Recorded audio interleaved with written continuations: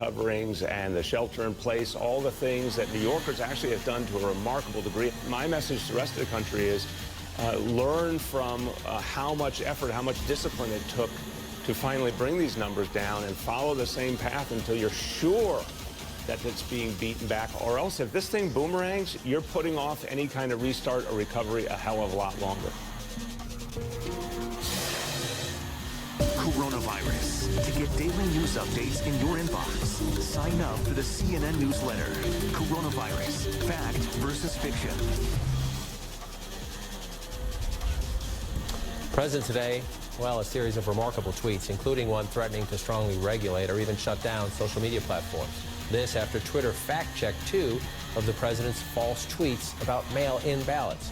President claiming social media platforms are trying to, quote, silence conservative voices. With me now, CNN White House correspondent Caitlin Collins and CNN political analyst Julie Hirschfeld-Davis, also congressional editor to the New York Times. Caitlin, I want to start with you, and this is a question, I'm sorry, I don't know why I keep asking it, but I feel I have to, is why the president decides to focus his attention where he focuses it, especially at key moments. The front page of USA Today, similar to what we saw Sunday in the New York Times, paying tribute to the dead. The United States of America, most likely on this day or tomorrow, will hit 100,000 Americans killed by coronavirus. The president knows this.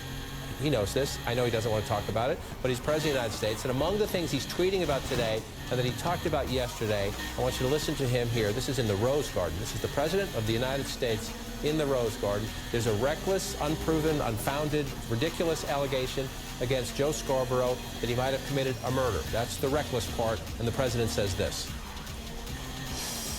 Yeah, a lot of people suggest that. And hopefully someday people are going to find out. It's certainly a very suspicious situation, very sad and very suspicious.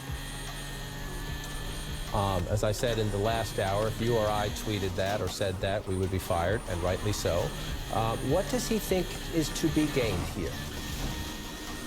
Well, and that was in response to a question about that woman's widow writing a letter asking Twitter to remove the president's tweets about this allegation, because he says that they're causing immense pain, not only for him, but also for this woman's family. And she died nearly 20 years ago, and now they're having to relive this with a national spotlight on it because of the president's allegations. That we should note, the White House press secretary was defending yesterday, but you are not hearing many of the president's own allies, John, do so. They do not think the president should be focusing on this. They do not know why he is, though many will point to the negative comments that Joe Scarborough has made about the president and his time in office, though many people would say that doesn't warrant a murder allegation like what you've seen coming from the president.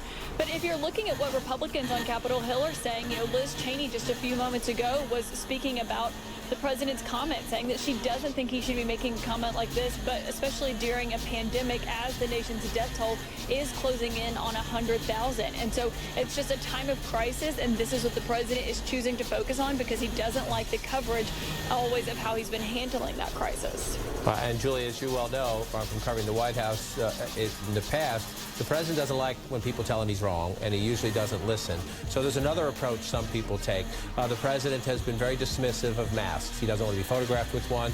He refused to wear one because people could see him on a factory floor in Michigan, even though it was a requirement. Some Republican governors who desperately want to keep the situation in their states under control are encouraging mask use. Listen to Mike DeWine here. He doesn't criticize the president. He chooses a different approach. This is the instruction as old as the Bible. You know, you're supposed to love your fellow man and woman, and that's what we're really doing. I think that's the message, that you're not wearing it so much for yourself as you are wearing it for that person that you're going to come in contact with. We have, since the early days of this presidency, watched Republicans sort of get into the pretzel-like contortions trying to figure out how to get through this. In the pandemic, Governor DeWine seems to have figured it out. Hong Kong, because of the actions that Secretary Pompeo is saying China has undertaken in not allowing Hong Kong to operate how it should in an autonomous way. Kylie Atwood, thanks so much. It's a big deal, and it's part of a bigger push. The administration now getting more confrontational with Beijing. Kylie Atwood, appreciate it. Thanks so much. Just ahead for us, some new evidence revealing just how long it took for officials to respond to worker complaints at an outbreak of coronavirus grew at a meat plant in Iowa.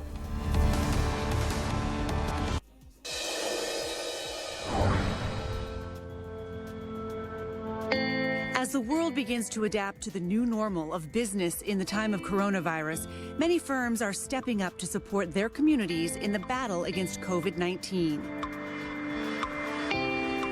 American arts and crafts website Etsy has invested $5 million into helping their online sellers continue a steady stream of business through the pandemic.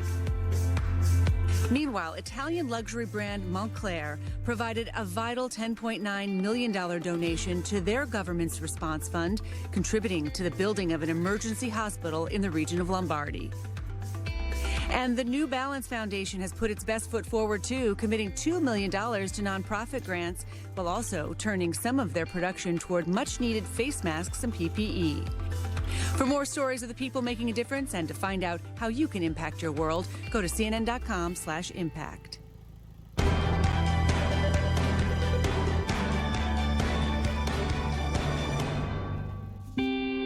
My name is Brenda Mundaka. I work in the health administration side of healthcare, and I live in Colorado. I decided to take over the basement. That way my girls know that if I am down here with the door shut, it means I am working, calling patients. They should not come in. If they want to play, they have to wait until I'm done. I'm typically done with my workday by 3 o'clock, so they still have plenty of hours in the afternoon to play if they are done with their homework. But I do make sure they go to bed later than they would regularly do once they were going to school, only because I start work at 6:30 in the morning. So that way, if they go to sleep late, they wake up later. So I have a good 4 or 5 hours of work before they're even up. It's been a bit difficult only because, they were used to going out on the weekends, especially, or having friends come over or family. Their grandparents live nearby. Sometimes we drive by. We ask them to look out the window, and we just wave, maybe speak for about a minute,